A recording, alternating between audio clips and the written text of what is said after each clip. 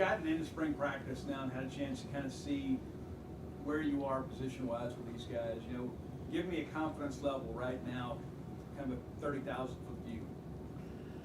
Yeah, I mean, it's we really haven't done too much. I mean, we've only been back, probably been on the field about 7 or 8 days, and half of those were iced in or rained in. But like our group, we had good fall. They've come back in really good shape, ready to go.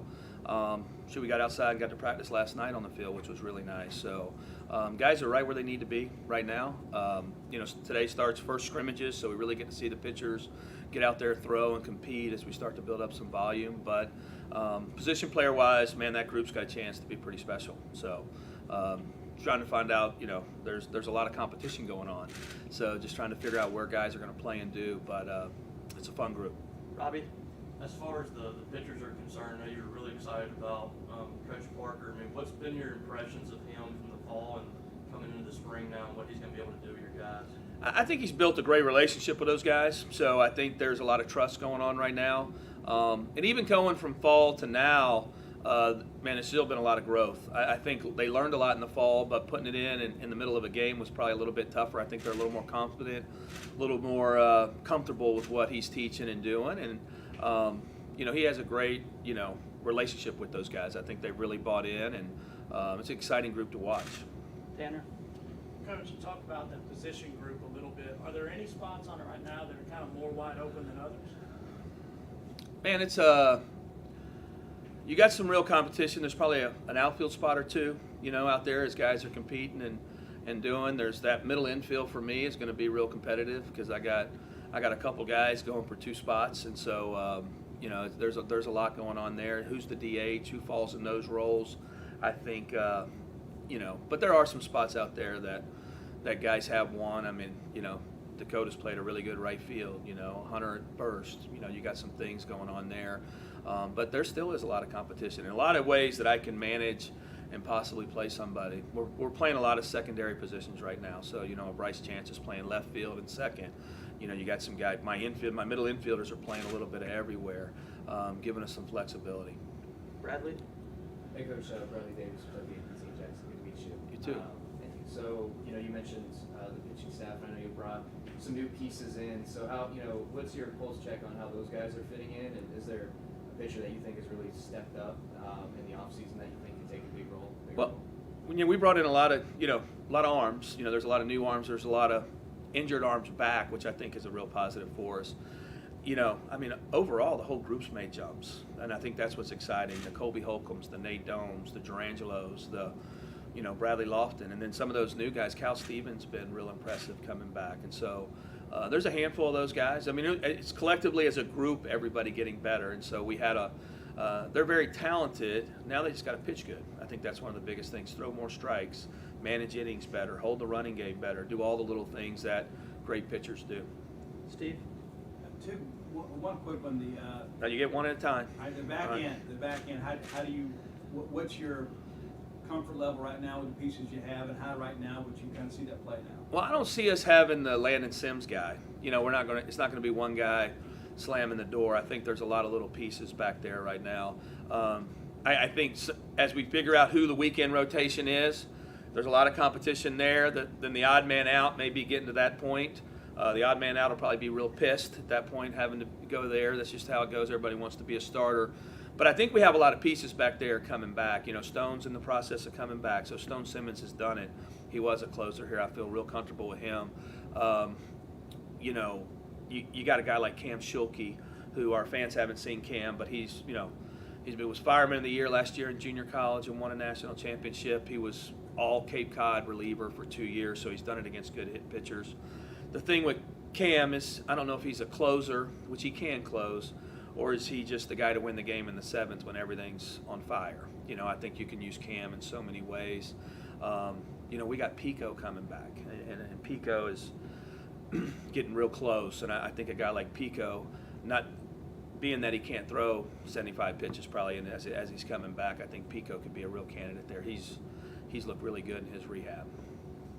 Doug? Coach, what are the strengths of this year's team, and is there 1 or 2 challenges that you're still working on? Yeah, I think so. I think the experience of our position player group is probably one of them. I think we have, experienced guys there. I think the depth of the pitching staff could really end up being a strength of this ball club. I think it has to be. We've brought in a handful of guys, and I think one of the big keys for us is we have, we're probably about 1 through 20 with arms right now that we feel like we can rely on and put out there and give us a chance. So I think that should really help us out. We're just trying, we got to figure out roles right now. I think that's the biggest thing in this 3 weeks is who's fitting into roles, who's playing, so that we can play clean baseball. We need to pitch and defend.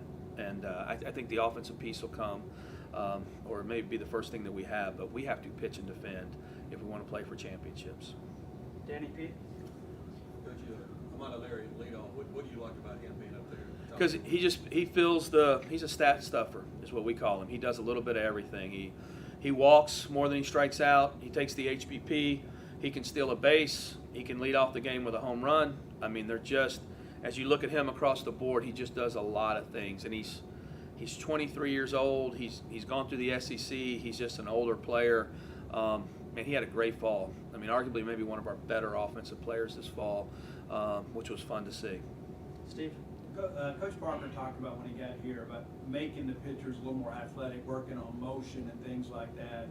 Not just pitching mechanics, but just overall improvement physically. What about that philosophy have you seen, and how do you feel about it? And I guess, how has it been implemented so far? It's been implemented. You can really see it. I don't know if the average person sees it, but I walked in bullpens the first day when we were back, and you could see how guys were moving down the mound, and it's just a lot different. The Colby Holcombs mechanically, and it is a little bit mechanically too, the Nate Domes. And as they use their lower halves better, the arms working better, you're just seeing a lot of little things in there with them, and we're seeing that across the board. Even going back, I mentioned Pico earlier.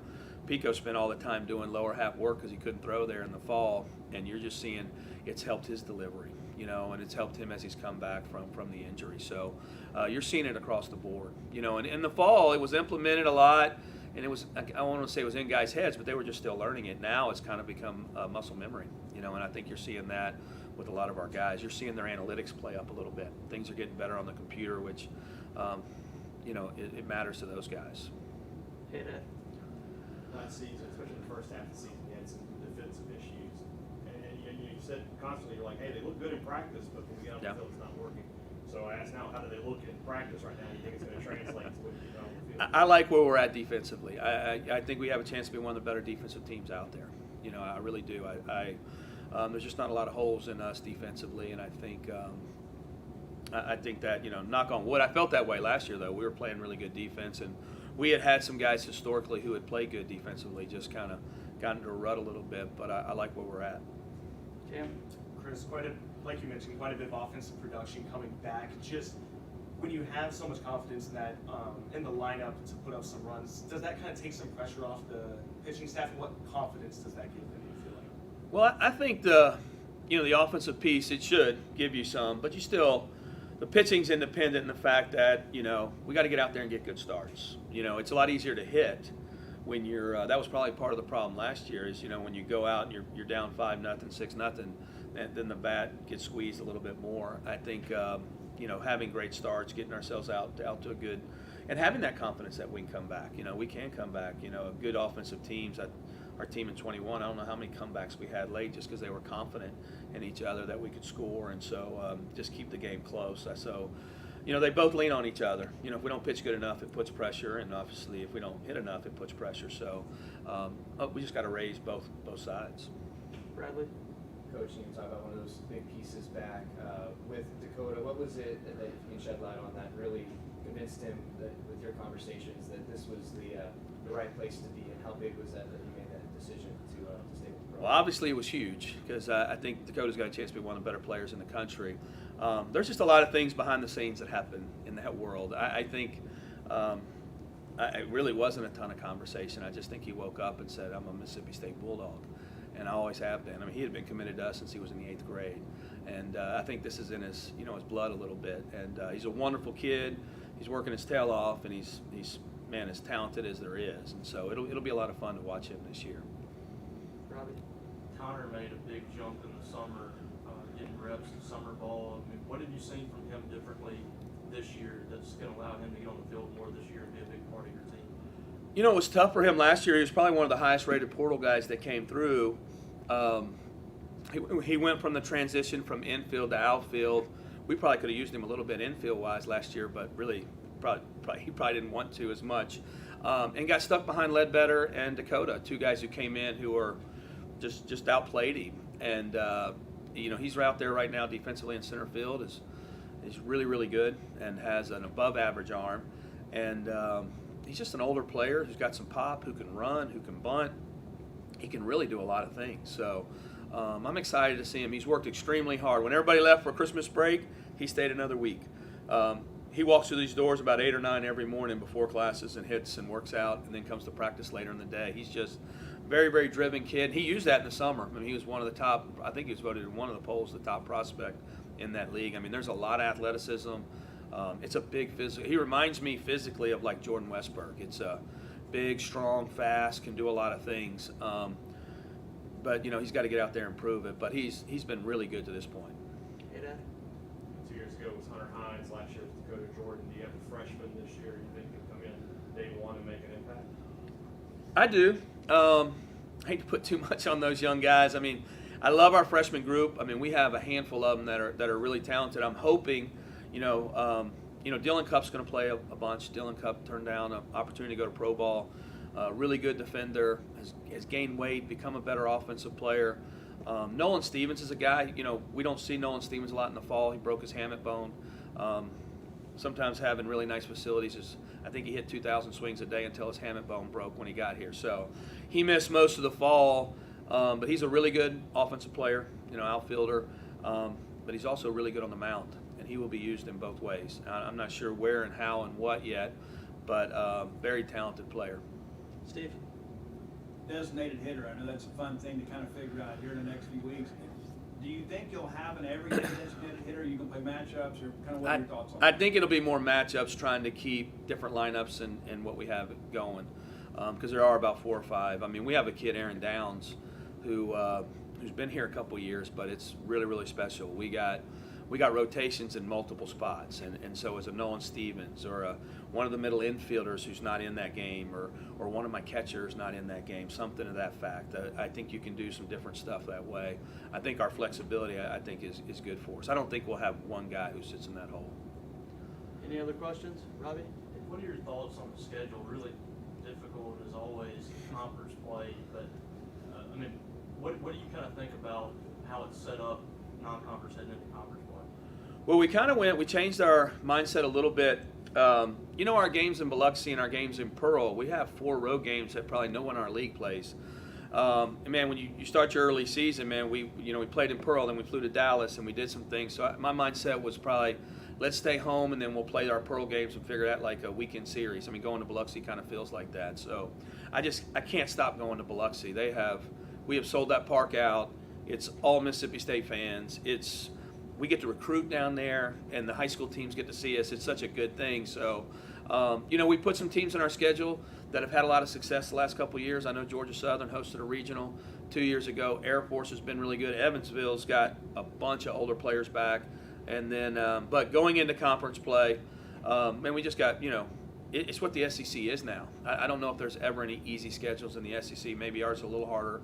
But it's just about going out there and grinding out your wins. I mean, I remember my first year in the league, I'm looking up and every coach in our league counts, hey man, how do you get to 15, right? And then you start looking up and man, it's tough, but the good teams go out there and take their weekends, and that's what we have to do. So we got like I said, it's just a tougher start, I think, and on the road for us is probably in the league is you're going to have to go out there and do some special things. Danny P? Hunter transition to first base. What do you like about him there? He's great. What I like about him there is he doesn't have to think about his swing till the next at bat, right? Like he'll sit in the dugout and just sit there and think about his last at bat. So he gets to go out and play defense. He's actually really athletic, good defender. I hope he doesn't take his swing out to first base. That's probably my biggest fear. But and he's working. I mean, I just really like how he's working right now and getting after it. And it's fun to see him kind of mature in that role. All right, thank you guys. Thank y'all. Thanks, See y'all soon.